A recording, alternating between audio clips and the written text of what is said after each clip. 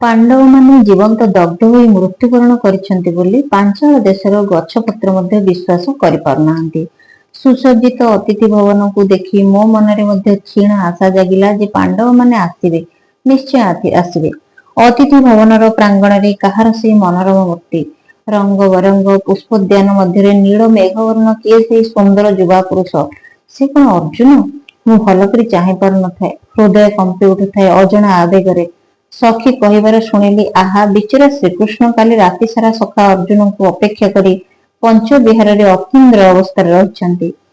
ନିରାଶରେ ସଜଫୁଟା ନୀଳ ଇଣ୍ଡିଗୋର ମୁଖ ମଳିନ ପଡିଯାଇଛି। ସତେ କଣ ଅର୍ଜୁନ ଆଉ ସେପୁରରୁ ଫେରିବେ ଯେ କୃଷ୍ଣ ବାତୁଳ ହୋଇ ଅପେକ୍ଷା କରିଛନ୍ତି?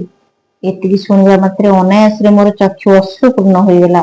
ମୋର ପାର୍ବତୀ ପୂଜା ବ୍ୟର୍ଥ ହୋଇଛି ବୋଲି ଧାରଣା ହେଲା। ଆମ୍ଭମାନଙ୍କର ପାଦର ନୂପୁର ଧ୍ୱନି ଶୁଣି କୃଷ୍ଣ ପଥଧାରକୁ ଚାଲି ଆସିଲେ। ମୋତେ ଚାହିଁ କହିଲେ, କୃଷ୍ଣା, ଏ ପୃଥିବୀର ମଣିଷ ହିଁ ବେଶୀ ଦୁଃଖ ପାଏ। କାରଣ ସୁଖ ଭିତରେ ବୁଡ଼ି ରହି ମଧ୍ୟ ସେ ଦୁଃଖ ଆପଦର ଆଶଙ୍କା କରୁଥାଏ। ଦୁଃଖ ଭିତରେ ବିଲୀନ ହୋଇ ଯାଉ ଯାଉ ସୁଖର କଳ୍ପନା କରନ୍ତି କେତେ ଜଣ? ଦୁଃଖ ଭିତରେ ଯେ ସୁଖ ଲୁଚି ରହିଥାଏ, ତୁମ ଆଖି ଲୁହ ହିଁ ତାର ପ୍ରମାଣ ଦେଉଛି।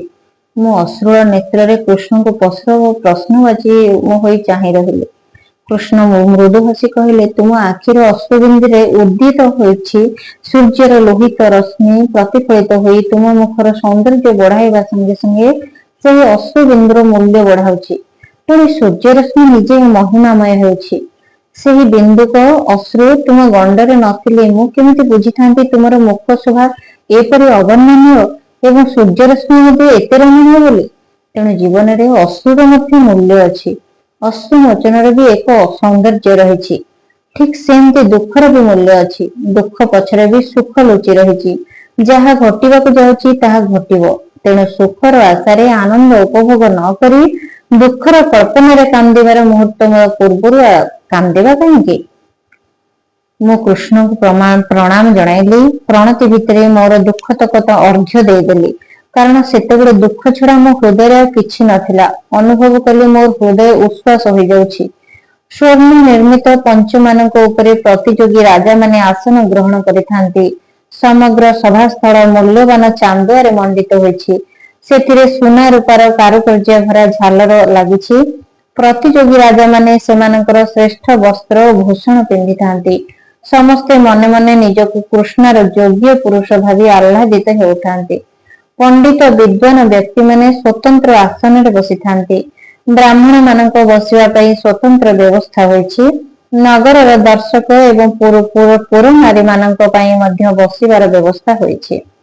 ନଗରର ଦର୍ଶକ ଏବଂ ପୁରନାରୀ ମାନଙ୍କ ପାଇଁ ବସିବାର ବ୍ୟବସ୍ଥା ହୋଇଛି ଆଉ ଆସନ ମଞ୍ଚ ଆକାରରେ ତିଆରି ହୋଇ ସୁନ୍ଦର ବସ୍ତ୍ରରେ ଆବୃତ ହୋଇଛି, ଯେପରିକି ସେମାନେ ସଭାସ୍ଥାନର ପ୍ରତ୍ୟେକ କଥା ଦେଖିପାରିବେ ଅଥଚ ସେମାନଙ୍କୁ କେହି ଦେଖିପାରିବେ ନାହିଁ। ମୋତେ କିନ୍ତୁ ସମସ୍ତଙ୍କ ସମ୍ମୁଖକୁ ଯିବାକୁ ହିଁ ହବ, କାରଣ ମୁଁ ସ୍ୱୟଂବରା। ମୋତେ ସମସ୍ତଙ୍କ ସମ୍ମୁଖରେ ନିଜକୁ ପ୍ରଦର୍ଶିତ କରିବାକୁ ହେବ। ମୋର ରୂପ ଶୋଭା ଦେଖି ପ୍ରତିଯୋଗୀମାନେ ନିଜ ଭିତରେ ଶକ୍ତି ସଞ୍ଚାର କରିବେ। ସଖୀମାନେ ମନୋଭାବ ସଜ୍ଜିତ କରିଥାନ୍ତି। ଶୁଭ୍ର ବସନ ଶୁଭ୍ର ପୃଷ୍ଠରେ ମୋର ସମଗ୍ର ଶରୀରକୁ ମଣ୍ଡନ କରିଥାନ୍ତି। ଦର୍ପଣରେ ନିଜର ପ୍ରତିବିମ୍ବ ଦେଖି